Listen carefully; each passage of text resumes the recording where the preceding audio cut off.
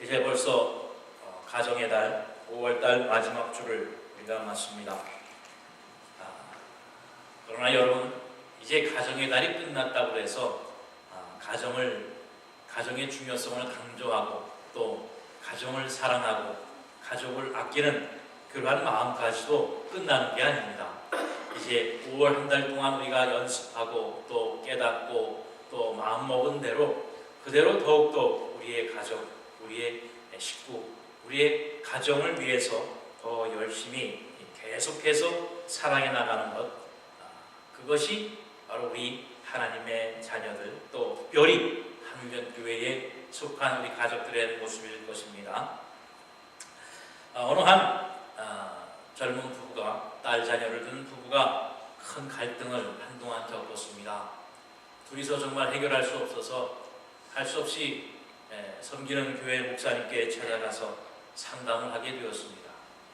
여러 가지로 상담을 하고 말씀으로 권면을 해도 이 두 젊은 사람들이 얼마나 대가 센지 사이가 좁혀지질 않습니다.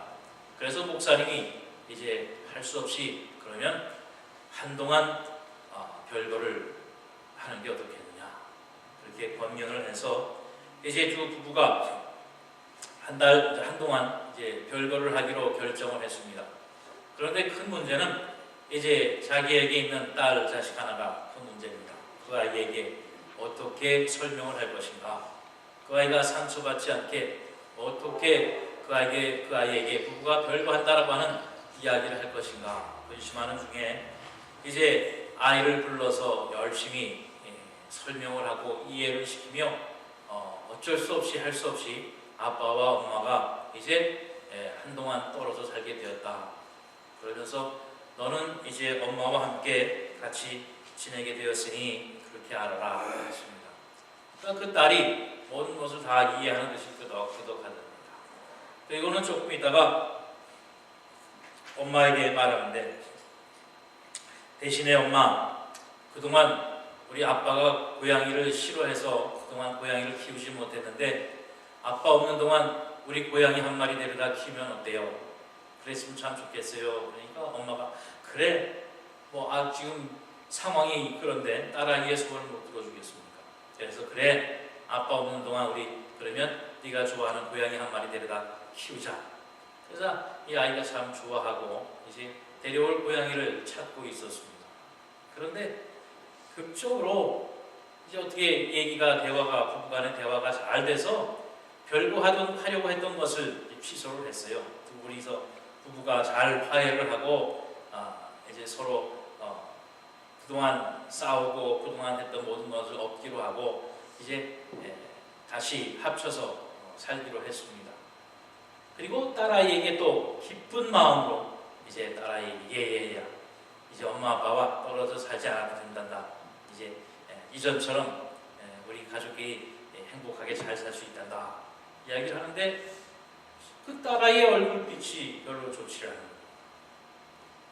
오히려 근심하는 걱정입니다. 그러면서 하는 말이, 엄마, 그러면 우리는 고양이 어떻게 돼요?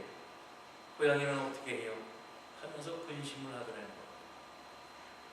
여러분, 이게 그냥 스쳐 지나가고 아무것도 아닌 것 같은 이야기지만 우리의 가정의 불행이 불행으로 알지 못하고 깨닫지 못하는 우리 오늘날 현대의 가정의 모습인 거죠. 요즘 들어서 애완동물, 동물 사랑이 굉장합니다. 어떨 때 보면 사람보다 더한 아주 인격을 가지고 보호를 받고 또 섬김을 받는 그러한 동물 애호가들이 얼마나 많습니까? 바로 이 딸 아이처럼 가정의 불행, 아빠와 헤어지는 것보다 고양이 한 마리와 함께 지내는 것이 더 행복하다고 하는 그런 행복의 가치 기준이 변질된 가정의 삶을 오늘날 우리가 살고 있다라고 하는 바로 그 말씀입니다. 행복한 엄마, 아빠, 부모와의 가정생활보다 애완동물 한 마리와 더불어 사는 것이 더 행복한 그런 우리의 가정의 모습으로 변질되어지고 있다라는 사실이지. 그 가운데에 우리 많은 가정들이 오해를 하고 사는 것 중에 하나가 뭐냐면 우리 가정은 행복하다라고 하는 겁니다. 우리 식구는 아무 문제 없다라고 하는 거예요.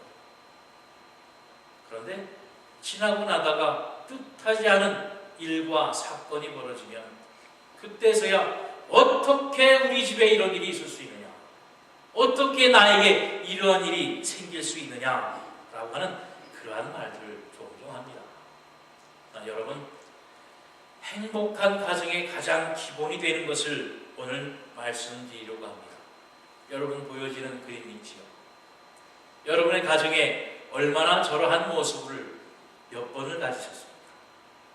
나의 자녀들과 남편과 아내가 식탁에 둘러앉아서 저처럼 음식을 먹고 배를 채우는 것이 아니라 저렇게 서로의 사랑을 먹는 모습을, 저런 모습이 우리의 가정에 몇 번이나 있었는가라고 하는 바로 그 말씀입니다.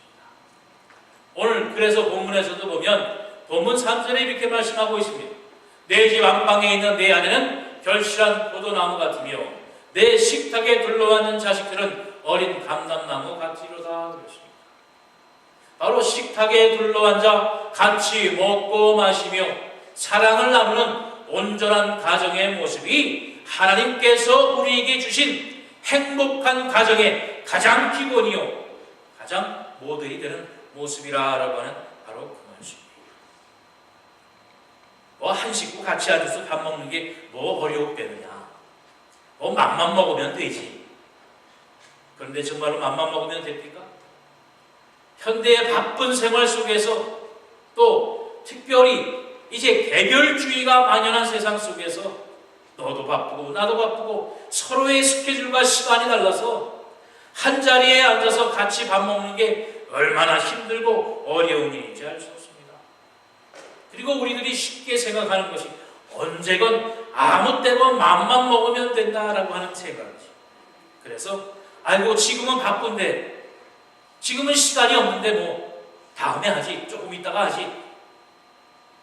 하루하루 미루다가 1년이 되고 2년이 되고 이제 같이 앉아서 밥 먹으려고 한 자리에 앉으면 서로 어색해서 대화도 없고 그저 먹는 것만. 그러한 모습이 결코 바람직한 모습은 아닐 것이라고 하는 것입니다. 오늘날 발생되어지는 많은 사회 문제, 지난주에도 말씀드렸습니다만 우리의 가정 내에서부터 시작이 잘못되어지고 단추가 잘못되어져서 나타난 증거라고 말했습니다. 오늘날 대한민국의 중학교, 고등학교에 보면 학교마다 프랜카드를 크게 걸어놨어요. 폭력 없는 좋은 학교 만들자. 언제부터 우리 자녀들의 학교가 조폭이 모이는 학교가 됐습니까? 학교 폭력을 없애는 마음 놓고 다니기 좋은 그러한 학교를 만들자라고 하는 프랜카드가 올려있어요. 지덕체 인격 함양이라고 하는 그러한 문구가 학교에는 항상 있었는데 지금은 학교 폭력, 때리지도 맞고 맞지도 말자. 이 무슨 세상이 이렇게 됐어요. 또 미국도 별반 없습니다. 미국도 웬만한 하이스쿨에 보면 경찰들이 상주를 하고 있어요. 네. 그만큼 우리의 자녀들이 이 세상의 폭력과 악에 물들어가고 있다는 거예요. 옳은 것을 판단하고 옳은 것을 선택할 기준을 잃어버리고 있다라고 하는 것입니다. 미국 콜롬비아 대학의 약물 오용 남용 예방센터라고 하는 그 단체에서 조사를 했습니다. 그랬더니 가족과 함께 식사를 아침과 저녁을 먹는 그러한 가족의 학생들은 그렇지 않은 아이들보다 A 학점을 받을 확률이 2배나 높다. 그리고 청소년 비행에 빠질 확률이 반이나 감소한다고 하는 것을 발표했습니다. 말씀드린 것처럼 학교 폭력, 우리 청소년들이 잘못되어져가는 그 모습의 시작이 어디라고? 바로 이처럼 한 자리에 함께 앉아 식사를 하며 밥을 먹으며 사랑을 나누는 그 모습이 사라졌기 때문이라고 하는 바로 말씀입니다. 아무것도 아닌 것 같지만 이처럼 얼굴을 맞대고 같이 식사를 하며 같이 대화하며 사랑을 나누는 바로 그 30분, 1시간의 우리의 생활 습관, 우리의 노력을 통해서 우리의 아이들이, 우리의 가정이 이처럼 오늘날 만연한 사회의 문제로부터 자유로울 수 있다고 하는 바로 그 사실입니다. 누구는 못하겠어요? 그죠? 아무나 할 수 있는 일입니다. 그러나 안 되는 일이에요. 왜 안 될까요? 서로의 시간, 자기 존중주의에 빠져있기 때문에 그렇습니다. 내 일이 제일 중요하고 내가 해야 하는 일이 가장 소중하고 나의 시간을 자녀를 위해서, 부모를 위해서 양보하고 헌신하는 그러한 마음들이 없어졌어요. 내가 해야 할, 내가 하는 일, 이것이 가장 소중해서 이것부터 하고 그 다음을 돌아봐야 된다고 하는 그런 가치관들이 우리의 마음속에 있기 때문이라는 말씀입니다. 바로 자기 존중주의의 시대에 우리가 빠져 있어요. 우리 자녀들도 별반 다르진 않습니다. 오늘도 예배 준비하고 성가 찬양 준비하고 조금 5분 시간 남으니까 이제 물 마시러들 나갔더라고요. 그래서 저도 이렇게 준비할 때서 나가보니까 서로 이 스마트폰 갖고 따로 떨어져서 여기에만 집중을 하고 있어요. 누구 친구들에게 그냥 문자 보내고 받고 등 돌리고 서서 서로 형제끼리. 그것이 우리 자녀뿐만 아니에요. 오늘날 이제 많은 스마트폰이나 컴퓨터나 이런 개인 혼자서 할 수 있는 많은 이기들이 있다 보니까 서로 얼굴을 보고 대화하는 것, 그것이 쉬운 일이 아니에요. 오히려 쑥스러워졌어요. 어떤 사람은 그러더라고요. 옆에 같이 앉아서 얘기는 한마디 못하지만 이걸로는 얼마나 수다를 잘 떠는지 모르는 거예요. 얼굴을 보고 말은 못하겠지만 이 문자로 전화기로 떠드는 거는 1시간, 2시간을 떠들어도 이야기를 해도 부족하다는 거예요. 그러나 여러분, 이걸로 아무리 얘기를 해봐야 서로의 감성이 오가지는 않습니다. 얼굴을 맞대고 손을 잡고 서로 마음을 나눌 수 있는 그러한 모습을 우리가 가져야 우리가 서로 간에 사랑으로 마음으로 통하고 연관, 관계를 맺을 수 있게 돼요. 부모 자식 간에도 오늘 몇 시에 오니 내 얼마 좀 이따 들어가요. 오늘 식탁에 뭐 준비했다. 네, 알았어요. 이걸로 끝나는 세상이 되어버렸어요. 뭐 아무 때나 시간 내서 같이 외식하면 되지. 우리가 그렇게 쉽게 생각하고 아무것도 아니라고 생각하는 것이 저처럼 중요하고 소중한 결과를 만들어낸다고 하는 사실을 오늘 여러분 분명히 기억하시기 바랍니다. 우리 사랑하는 부모님, 또 사랑하는 자녀들과 함께 우리 식사하는 시간을 자주 갖자. 그래서 밥상머리 교육 실천지침 10가지라는 것이 발표가 됐습니다. 여러분 이거 지키도록 노력하시길 바랍니다. 10가지 밥상머리 교육입니다. 다른 교육이 아니고. 1번은 일주일에 2번 이상 가족 식사의 날을 가진다. 매일매일 하기 힘든 거 정말 압니다. 매일매일 하기 힘듭니다. 그러나 최소한 일주일에 2번쯤은 가족과 함께 식사하는 그러한 날을 꼭 정하자라고 하는 겁니다. 그리고 2번째는 정해진 장소에서 정해진 시간에 함께 모여서 식사하자라고 하는 겁니다. 뭐 그것이 일본의 통용이 되겠지요. 같이 앉아서 같이 식사를 하는 거니까. 그리고 3번은 가족이 함께 식사를 준비하고 함께 먹고 함께 정리한다라고 합니다. 그것은 먹을 때만 이야기하지 말고 준비할 때부터 또 끝날 때까지 서로 돕고 서로 함께하는 그런 시간을 갖자라고 하는 겁니다. 그리고 4번째, TV는 끄고 전화는 나중에 한다. 참 오늘날 현대인이 빠져있는 습성 중에 하나입니다. 뭐 모여 있어도 보는 곳은 한 곳이죠. TV 켜놓고 항상 같이 보고 있다가 잘 봤다 헤어져서 자면 그만 되지. 그런 모습이 아니라 우리 같이 얼굴을 맞대자라고 하는 거죠. 그리고 다섯 번째 보면 대화를 할 수 있도록 대부분은 천천히 먹는다 그랬어요. 한국 사람들의 습성이 밥상머리에서는 복 나가니까 말하지 말라라고 하는 것이 대부분인데, 그거는 미신입니다. 아무리 얘기해도 복은 안 나갑니다. 그러니까 우리 밥 먹으면서 대화 말 많이 할 수 있도록 천천히 먹으면서 반찬도 좀 좋게 해서 반찬 갖고 싸우지 않도록 해서 서로 대화를 나누면서 할 수 있도록. 또 여섯 번째 보면 하루 일과를 서로 나눈다. 무엇을 했고 무슨 일을 했는가라고 하는 이야기를 서로 나누고, 그 다음에 일곱 번째 보면 어떻게 하면 좋을까라는 식의 질문을 던진다. 이게 참 좋은 일이에요. 이게 우리 자녀들에게 생각할 수 있는, 또 그들이 생각하고 밖으로 자들의 생각을 나타내면서 계획을 세울 수 있는, 또 그러한 논리적인 그러한 기능을 활성화시킬 수 있는 좋은 이야기입니다. 그래서 어떻게 하면 좋겠느냐, 너는 어떻게 생각하느냐라고 하는 그러한 질문을 자주 하고 또 듣고 하는 대화를 많이 하라는 겁니다. 그리고 8번에 부정적인 말은 피하고 공감과 칭찬을 많이 한다. 그리고 9번에 아이의 말을 중간에 끊지 말고 끝까지 경청한다 라고 하는 겁니다. 그래서 이야기를 나누는데 아이가 조금 이상한 말을 하더라도 끝까지 경청하고 들어주라는 겁니다. 또 야단치지 말고, 밥상머리에서 야단치면 먹는 거 다 체합니다. 그러니까 밥상머리에서 야단치지 말고, 저희 집사람이 잘 들어야 될 내용 중에 하나입니다.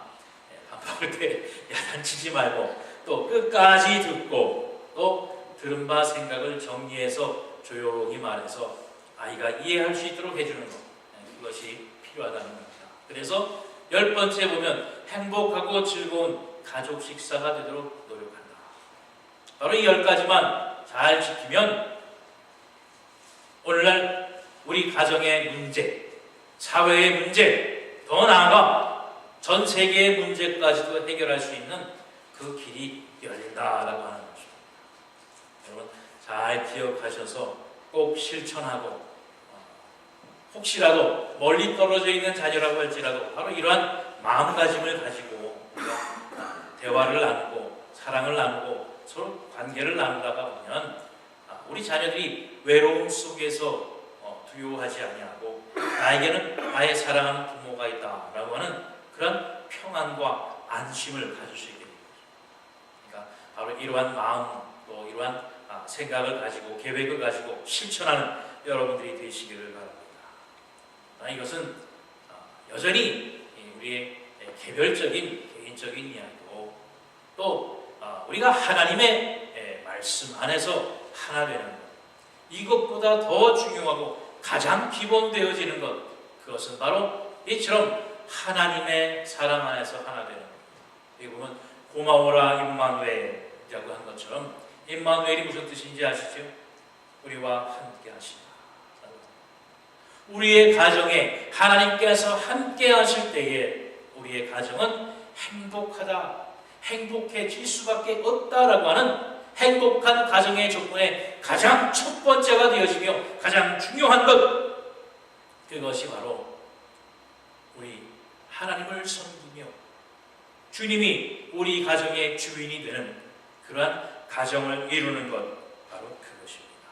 그래서 오늘 본문 1절에도 보면 여호와를 경외하며 그의 길을 걷는 자마다 복이 있도다라고 바로 그렇게 말을 했습니다. 하나님을 경외하며 그의 길을 걷는 것, 그의 온전한 길을 걷는 자마다 복이 있도다. 그의 가족은 행복하며 하나님의 복을 누리는 그러한 가족이 되어진다라고 하는 바로 그 말씀입니다. 그 길을 걷는다라고 하는 것, 참 쉬운 것 같지요. 참 어렵기도 하면서 쉬운 일입니다. 그의 길이라고 하는 것은 하나님의 말씀 안에서 산다라고 하는 것. 아버지께서 원하시는 하나님의 말씀 안에서 우리가 살아가는 것. 행복한 가정을 만드는 것 얼마나 쉽습니까? 하나님께서 주신 말씀대로 주의 길을 따라가는 것, 그것만 하면 됩니다. 그런데 그게 왜 안 될까요? 왜 그러냐면 우리가 너무 세상에 마음을 너무 많이 뺏기기 때문에. 아무리 세상이 발달하고 해도 오늘날에도 아이를 잃어버리는 사람들이 많습니다. 미아 발생 건수가 하루에 100명 정도 된다고. 미국은 그래서 아이를 잃어버렸거나 혹은 납치를 당했거나 하면 경고발하는 그런 시스템도 있어요. 그런데 그 아이들을 잃어버리는 가장 속죄되는 장소가 어딘지 아십니까? 사람 많은 곳, 시장이나 사람 많이 붐비는 마트 같은 그런 곳에서 아이들을 쉽게 잃어버려요. 그래서 가장 첫 번째로 경고 발령하는 데가 어디냐면 그런 큰 마트 같은 데예요. 누구 어느 부모에게서 아이를 잃어버렸다 하는 신고가 들어오면 그 매장에 있는 사람이 어나운서가 방송을 한다고.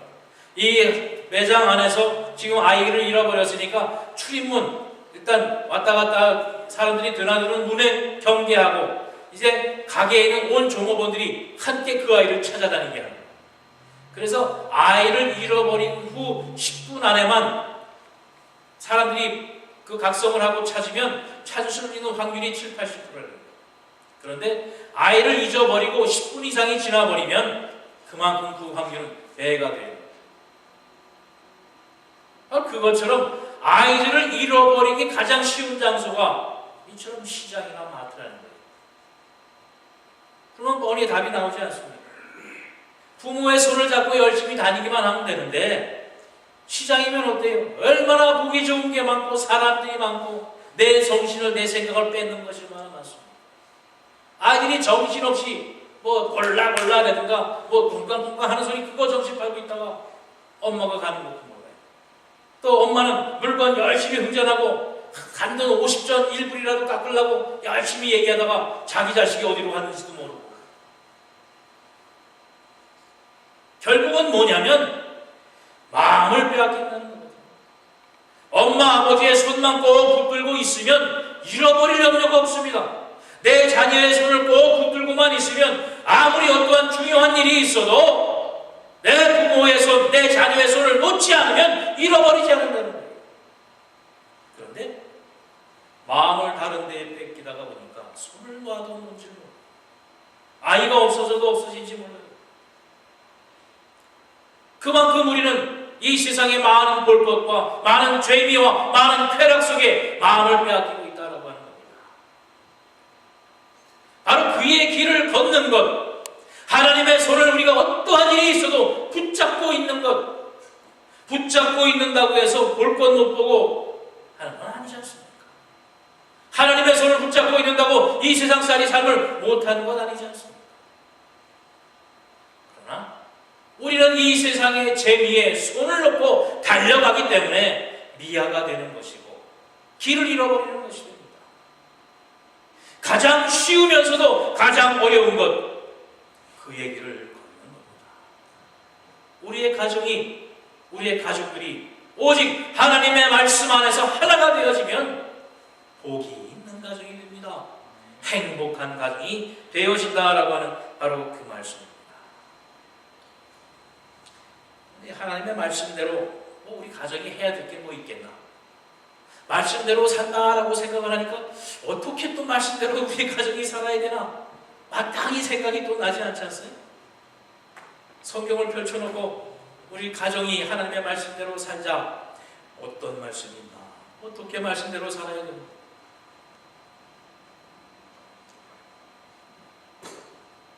여러분, 우리 말씀대로 우리의 복된 가정을 이루어 가도록 주님께서 주신 말씀이 많아요.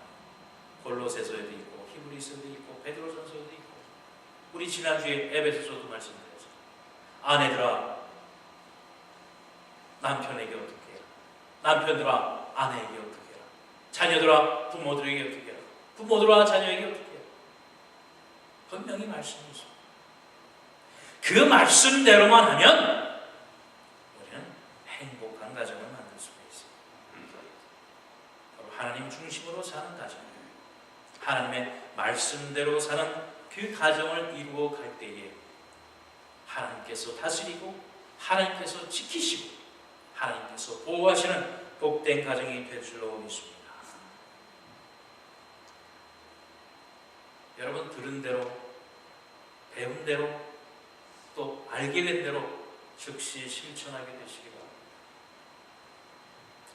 오늘로 가정의 달이 끝났다고, 아이고 가정은 이제 한 수 접어놓고 6월달 이제 꽃 피고 열매 맺고 날씨 좋으니까 밖으로 나가자 하지 마시고, 배운 대로, 들은 대로, 느낀 대로 우리가 말씀 안에서 사랑의 가정을 이루어가게 되시기 바랍니다.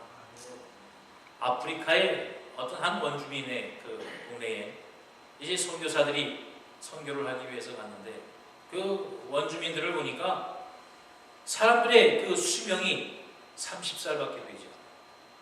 30살만 되면 대부분 그 원주민들은 다 장사를 치르고 죽는다는 거예요.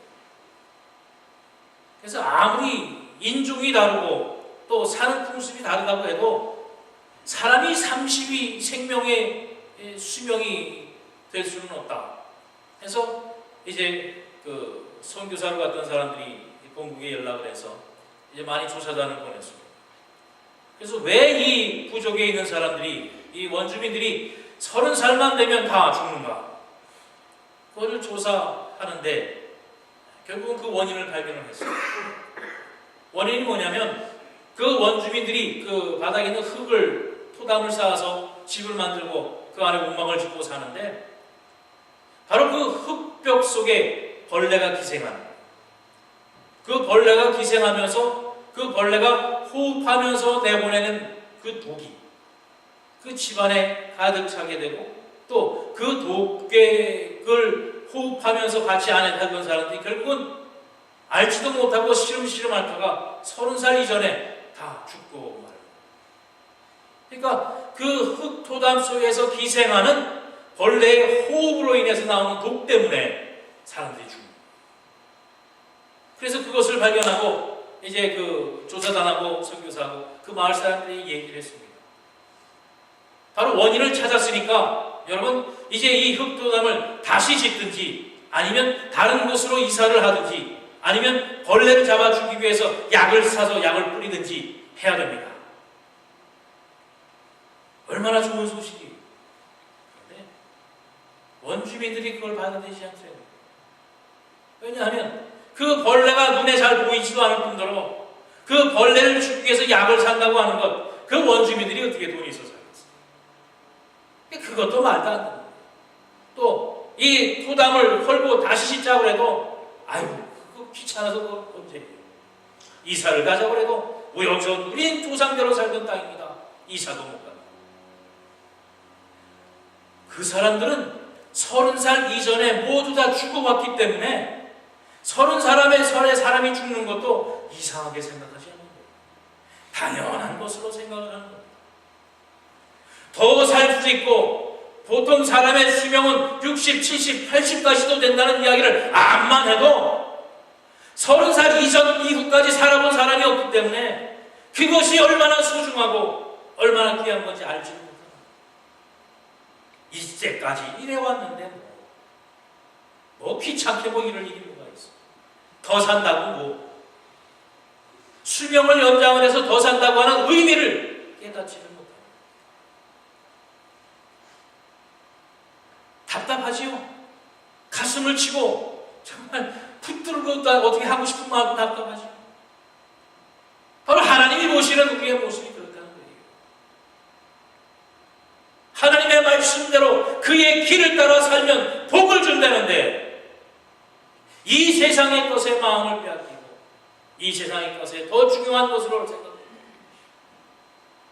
이것으로 됐지, 이것만 가지면 됐지 하면서 거기에 만족하고 살니 어떻게 하나님이 더 큰 복을 주실래야 주실 수도 없잖아요. 물론 하나님을 믿지 아니하는 자들에게 더 줄 수도 있어요. 왜냐하면 그 안에서 먹고 살다가 죄 가운데에서 죽게 됩니다. 그러나 하나님이 택하신 자녀들에게는 하나님께서 그러실 수가 없습니다. 잘못 가는 자녀를 위해서 복 주실 수가 없어요. 올바로 가는 자녀에게 하나님께서 올바른 복으로 풍성하게 주신다라고 하는 바로 그 말씀입니다. 그래서 오늘 본문 4절 6절에도 우리 주님께서 이렇게 말씀하십니다. 여호와를 경외하는 자는 이같이 복을 얻으리로다. 여호와께서 시온에서 내게 복을 주실지어다. 너는 평생에 예루살렘의 번영을 보며 자식의 자식을 볼지어다. 이스라엘에게 평강이 있을지어다. 바로 하나님을 경외하고 주의 길을 따라가는 자, 그들에게 하나님께서 시온에서 복을 주신다라고 했습니다. 시온에서라고 하는 말을 오늘날 말로 하면 교회라고 말할 수가 있겠지. 교회를 통해서, 저를 통해서, 어떤 목사를 통해서 주시는 게 아닙니다. 이 교회를 통해서라도 교회 이 자체에서 주시는 복이 아니에요. 이게 목사를 통해서 준다니 오늘날 이단들이 하는 말입니다. 내가 손을 뻗으니 하나님의 성령의 빛이 나간다. 내 뒤에는 하나님의 영광의 광채가 있다. 절대로 사람을 통해서는 복이 나갈 수 없습니다. 교회를 통해서 복이 나갈 수 없습니다.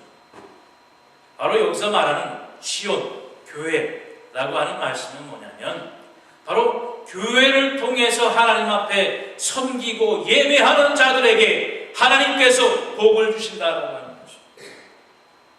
여러분의 순전하고 온전한 신앙생활, 믿음생활을 통해서 하나님께서 복을 주신다라고 하는 바로 그 말씀입니다. 주님을 섬기고 하나님 앞에 영광을 올리는 이 예배를 통해서 하나님께서 복을 주신다라고 하는 바로 그 말씀이에요. 우리의 가정이 온전한 하나님 앞에 영광 드리며 하나님을 섬기는 삶을 살게 될 때에 하나님께서 이 바로 교회를 통해서, 신앙생활을 통해서, 믿음생활을 통해서 하나님의 예비하신 복을 주시는데 자손의 자손까지, 우리의 천대 만대 자손까지 하나님께서 복을 주신다라고 분명히 말씀하셨고 약속해 주셨습니다. 우리 때로 끝나는 게 아니에요. 천대 만대까지 주시는 하나님의 약속의 복이 있습니다. 하나님의 길을 따라, 하나님의 도를 따라 살아가게 되는 여러분이 되시기를 바랍니다. 여러분, 제가 이건 약간 번외 얘기인데 1절 말씀에 보면 그의 길을 걷는 자마다 복이 있도다. 저게 이번에 새로 개혁된 말씀으로 번역된 겁니다. 바로 전의 말씀에는 뭐라고 써있냐면 여호와를 경외하며 그의 도를 행하는 자마다 복이 있도다. 그렇게 되어 있습니다. 여러분, 도가 뭔지 아십니까? 한국에 요새 이게 유행이래요. 지하철마다, 버스 정류장마다 어떤 사람이 슬그머니 다가와서 도를 아십니까? 도에 대해서 알고 싶지 않습니까? 이러면서 데리고 가서 성경 공부도 시키고 이러면서 이단으로 사이비 종교로 빼간대요. 도를 아십니까, 여러분? 누군가가 여러분 앞에 가서 도를 아십니까? 그러면 여러분 뭐라고 하시겠어요? 네, 알아요. 대답을 해놓고 그럼 도가 뭔지 뭡니까? 그러면 여러분 뭐라고 하시겠어요? 할 대답을 가지고 있습니까? 뭐예요? 그의 길이에요. 도라고 해서 그거는 길도자, 우리 길을 한문으로 쓴 그 길이지 그 도는 뭐 우리가 원대하고 깨달지 못하는 어떠한 진리가 있고 그게 아닙니다. 도는 하나님의 말씀이지. 하나님의 말씀대로 사는 사람은 복이 있도다. 도를 아십니까? 여러분 이제 알겠죠? 누가 와서 이제 도를 아십니까? 알아요. 그러고 이제 댄 불러주시죠. 또 한 가지 방법이 있습니다. 이단들이 말하는 구원 받으셨습니까? 여러분 구원 받으셨습니까? 자신 있잖아요. 그의 길을 행하는 자마다 복이 있다고 했습니다. 그의 길을 가는 자마다 구원받는다고 했습니다. 구원받는 다른 길이 어디 있습니까? 다른 길은 없다고 했어요. 여러분 구원에 대해서, 여러분 도에 대해서 겁을 먹는 것처럼 구원에 대해서 겁먹지 마세요. 이미 하나님이 선포해 주시고 약속하신 구원이 여러분에게 약속 가운데 있습니다. 결코 구원을 의심하지 말고 도를 두려워하지 말고 여러분 기쁨과 감사함으로 받아들이고 자신 있게 그 안에서 사시면 되는 거예요. 우리 아까 413장 찬송드렸잖아요. 여러분 그 가사 다 생각하시면서 부르셨습니까? 제가 일부러 이 찬송을 그 찬송에 뭐라고 그랬습니까? 마지막 날에 하나님이 이 세상을 심판해도 두려워하지 말고 걱정하지 말고 주 예수께서 이 세상의 모든 악한 세력들을 뚫어 우리를 보호하시고 우리를 이기게 하신다. 누구를요? 예수 믿는 우리. 세상에 심판날이 오고 종말이 와도 두려워하지 말라고 했습니다. 요즘 이단들이 바로 이 종말론, 구원으로 위협을 해서 우리 가정들을 깨뜨리고 있습니다. 이 세상에 다 종말이 올 건데 무엇이 중요합니까? 여러분, 그러나 하나님은 하나님의 심판날이 오는 그날까지 우리 하나님의 자녀들이 맡은 바 자리에서 열심히 땀을 흘리고 수고하고 밭을 갈고 있기를 원하십니다. 우리의 가정에 하나님의 사랑으로 행복의 꽃을 만발하게 될 때에 우리 오시는 주님도 감사와 기쁨으로 맞이할 수가 있습니다. 오늘 다시 한번 가정의 달 마지막 주를 맞아서 여러분에게 다시 한번 말씀드립니다. 여호와를 경외하고 그의 길을 가는 자, 그의 도를 행하는 자마다 그 가정마다 복 주신다고 했습니다. 자손만대까지 자손의 자손을 본다고 했습니다. 하나님의 평강과 또한 형통케 하시고 또 안식처가 되게 하시는 하나님의 사랑의 가정을 이루시는 우리 하늘연교회 가정들이 되어져서 우리 하늘연교회가 또한 하나님의 예비하신 놀라운 은총을, 은혜를 여러분의 가정과 여러분의 자손들에게 흘러보낼 수 있는 복된 우리 하늘연교회와 여러분이 되시기를 주님의 이름으로 축원드립니다. 기도하겠습니다. 사랑해 주님 감사합니다. 오늘 가정의 달 마지막 주를 맞아서 우리의 가정들을 축복하시고 또한 가정을 통하여 하나님을 섬기는 귀한 복된 가정이 되게 하사 우리의 자손의 만대까지 하나님께서 복 주시마 약속한 그 말씀을 통해 다시 한번 우리의 가정이, 우리의 식구와 우리의 가족들이 하나님의 말씀 앞에 하나 되어지며 오직 하나님의 길을 걷기로 하나님의 도에 행하기로 결심하고 다짐하는 복된 시간 주심을 감사합니다. 아버지여, 우리의 가정들이 하나 되어질 것 같이 우리 하늘연교회 모든 성도들이 하나 되어져서 한 마음 한 뜻으로 오직 하나님 중심으로, 주님 중심으로, 성령의 도우심으로 살아가기에 부족함 없는 우리 모두가 될 수 있도록 다시 한번 축복하시며 역사하여 주옵소서. 감사드리며 예수 그리스도 이름 받들어 간절히 기도하옵나이다. 아멘.